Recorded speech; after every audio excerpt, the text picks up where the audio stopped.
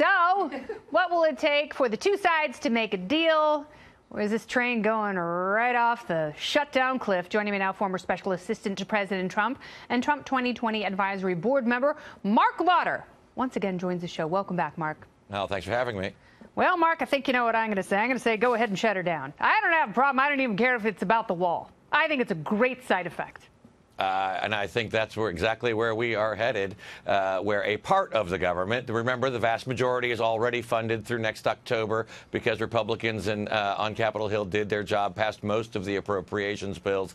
The president's serious. We're going to defend our borders. We are going to protect our families and our neighborhoods. And if the Democrats don't want to, then we'll shut down what's left. Essential operations will continue, and we can have it out over there. Sometimes shutdowns work. Other times they backfire. You can ask Ted Cruz about this. Is this a hill worth dying on for the president? I think this is a lot different than what we've seen in the past. Let's remember now, I'm sure that the liberal media will turn on the waterworks and the tears about the poor federal employees and people who may not get their government checks. But again, the vast majority of the government is funded. And it's been a historical norm that after these shutdowns end, the government employees that were affected by this will still be made whole and they'll be paid retroactively. So everyone will be good. And if we can do anything from this, I think they're going to see that President Trump is absolutely serious about protecting our borders. Now, Jim Jordan says that they can go ahead and force a vote in the House to give the president his $5 billion. He sounded very confident. Nancy Pelosi equally confident, saying there's absolutely no way the Republican caucus gets its house in order before Christmas. So what do you think is going to happen? Who's right? Well, I hope Jim Jordan is right. There's a lot of hurdles there, including the fact that in a lame duck, we have a number of Republican Congress people who will not be coming back next year. Many of them don't even have houses anymore or offices. So there could be some logistical hurdles getting the members back here to vote for it. I hope Jim Jordan is right. If he is, then Republicans should vote on it as soon as possible, send it to the Senate. And what we already know to be true, the biggest thing between reality and Chuck Schumer is a wall. The wall means so much to both sides. It almost means too much.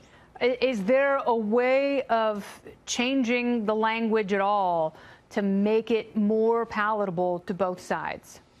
Well, I hope so. And we also need to remind the American people that Democrats used to stand for border security. Just 5 years ago, Chuck Schumer and 54 Democrats voted for $46 billion in border security. Where'd that money go? Where did that money go? Seriously.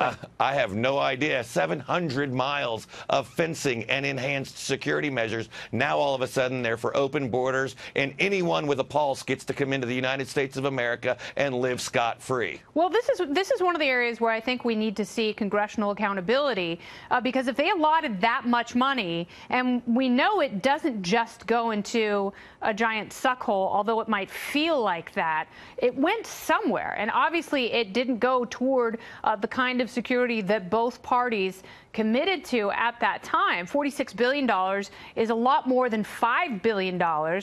So you should easily be able to drum up at least 10% of that. Absolutely, and there was supposed to be 700 miles of fencing, and now we do have better infrastructure, more people, better technology on the border, and in some cases we do have better barriers. But we need to figure out where that money was spent, what is left to remain to be spent, and President Trump should spend it in addition to holding firm to that extra $5 billion he wants. Well, I think talking about that and doing some simple accounting is a little bit more productive than the play-by-play of this ongoing game of shut down chicken. I don't mind shutting down the government. I don't mind showing the American people that their lives function even when entire swaths of the government is dysfunctional. And, you know, if this is the way we demonstrate that, I don't have a problem with it. This is an economy where there are more jobs than workers. So if there are federal employees who are frustrated that they are being used as pawns in this ongoing game, then they should go out and seek employment elsewhere and, you know, maybe live more fruitful lives than just working for the federal government. I absolutely agree, and there's a great economy there to support it.